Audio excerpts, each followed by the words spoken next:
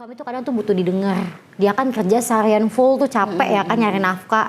Dia tuh pengen banget didengar hari ini tuh kejadian hari ini apa aja gitu. Pengen rasa dilayanin kayak misalkan kadang kopi aja tuh itu tuh udah penting banget sih buat dia gitu. Sekedar cuma dibikinin kopi gitu, kan aku nggak pernah nuntut gajinya dia harus gede atau apa, minimal tuh dia nggak kasar.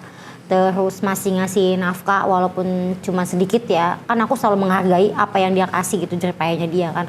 Mau dia mau parkir, mulung atau segala macam intinya halal gitu. Tapi kan pas pernikahan ke-5 tahun dia ternyata udah pakai, dia jadi bandar. Itu kadernya di depan anak-anak? Depan anak. Makanya anak aku sampai sekarang itu ngomongnya nggak lancar karena gitu. Dia selalu ngelihat orang tuanya tuh kayak debat cuma pakai bahasa kasar gitu. Yang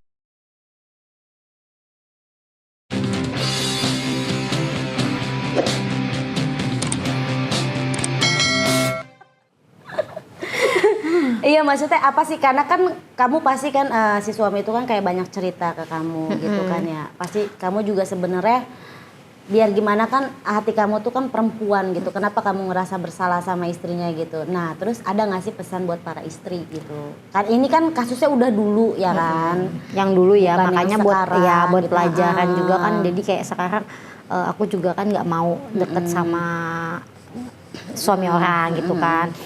Soalnya aku kan ingetnya tuh dia punya anak loh. Oke lah, aku bisa ngerebutin dari istrinya. Tapi kan aku jahat banget kalau ngerebutin dari anaknya, gitu kan. Jadi ya udah aku milih ya, udahlah stop kayaknya deh, nggak mau lagi gitu.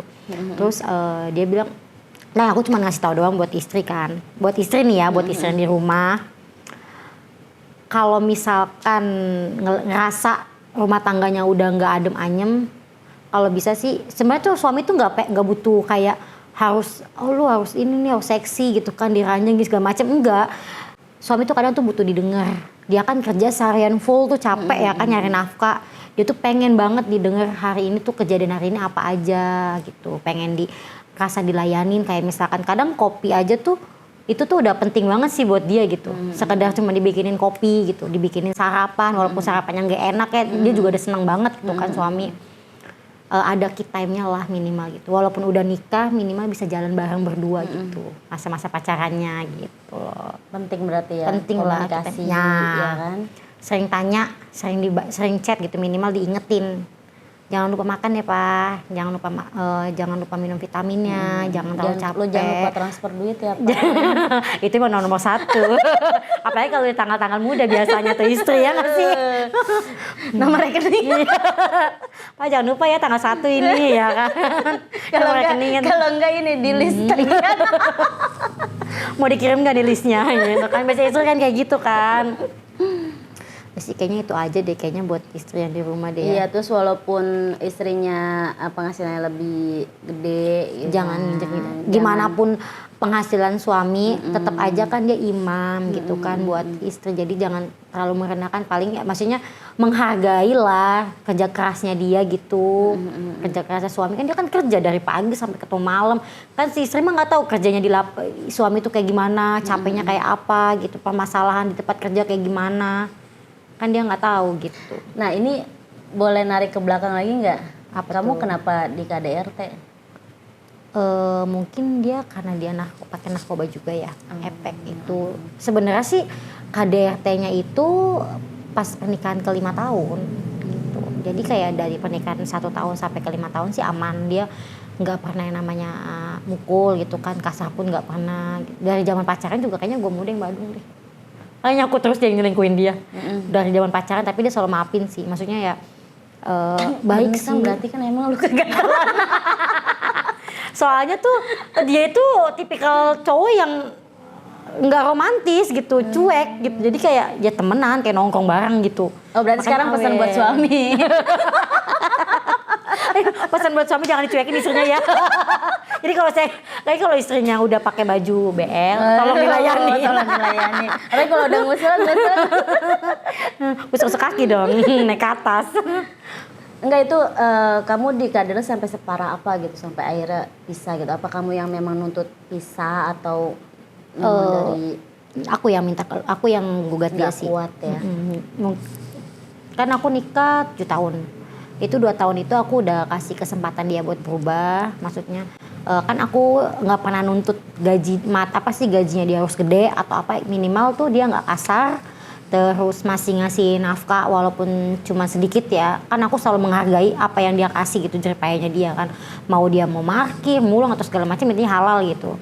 Tapi kan pas pernikahan ke-5 tahun dia ternyata udah pakai, dia jadi ya jadi bandar gitu kan, narkoba lah ya. Jadi bandar maksudnya daripada aku ikutan, maksudnya nanti malah kejerumus sama uang haram. Ya udah mendingan aku pergi dari rumah. Itu pun diem-diem dia perginya juga, nggak bawa apa-apa. Kamu pilih pergi dari rumah bawa anak-anak. Bawa anak. Terus akhirnya kamu gugat cerai. Iya. Jadi maksud aku tuh Kadera itu separah apa gitu loh. Gue parah banget. Kalau aku tuh masih sampai simpen foto waktu dia mukulin ya beberapa kali, itu masih aku simpen gitu di HP. Jadi maksudnya kalau aku kamu ingat, babak belur sampai babak belur gitu. Sampai bonyok lah gitu, parah banget gitu. Soalnya kadang aku sampai ke psikiater ya, gara-gara jadi tuh nggak bisa ngeluapin emosi. Jadi kalau misalkan habis berantem sama dia, aku lebih nyakitin kayak diri aku sendiri gitu. Tapi itu Kadera itu di depan anak-anak? Depan anak. Makanya anak aku sampai sekarang itu ngomongnya nggak lancar karena gitu. Dia selalu ngelihat orang tuanya tuh kayak debat cuma pakai bahasa kasar gitu, yang nggak harus dia dengar gitu. Jadinya ya ngomongnya nggak lancar, tapi pemikirannya dia lebih dewasa. Anak aku sekarang kayak gitu. Terganggu sih ya pikirannya ya. Sempat ikut ini sih terapi anak juga kan. Itu gara-gara dia kan sering mukulin mamanya. Pernah kepukul juga sih sama bapaknya.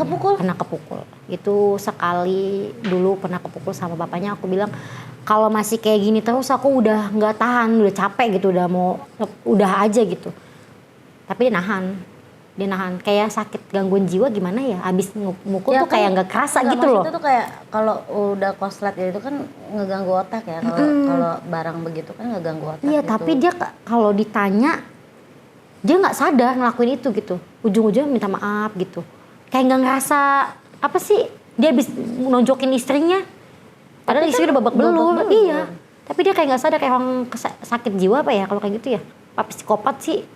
Sakit apa lagi tuh pokoknya kayak ya, mungkin kalian itu ya, nggak tahu lah itu ya, tapi dia nggak ngerasa kalau dia mukulin apa mungkin kesurupan. Coba di komen gitu kalau yang ngerti gitu kan. Soalnya kayak orang kesurupan nih mukulin, tapi ntar tiba-tiba dia nggak sadar, dia bilang aku nggak mukulin, nggak tahu kenapa bisa bonyok kayak gini gitu loh. Dia nggak sadar gitu apa yang dia udah lakuin, dan itu bukan sekali 2 kali gitu kayak gitu.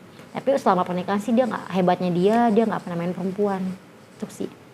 Ya cuma yang ngapain juga kalau setiap hari bonyok. Iya, apa sih, mental, fisik, keganggu semua. Tapi kamu nggak ada ngadu sama orang tua? Enggak, aku simpen. Pas aku ngadu sama keluarga itu, pas aku udah nggak sanggup, baru aku buka aibnya dia. Gitu. Ke keluarga kamu apa keluarga dia? Aku. Akhirnya keluarga kamu ngomong ke keluarga dia? Marah lah, maksudnya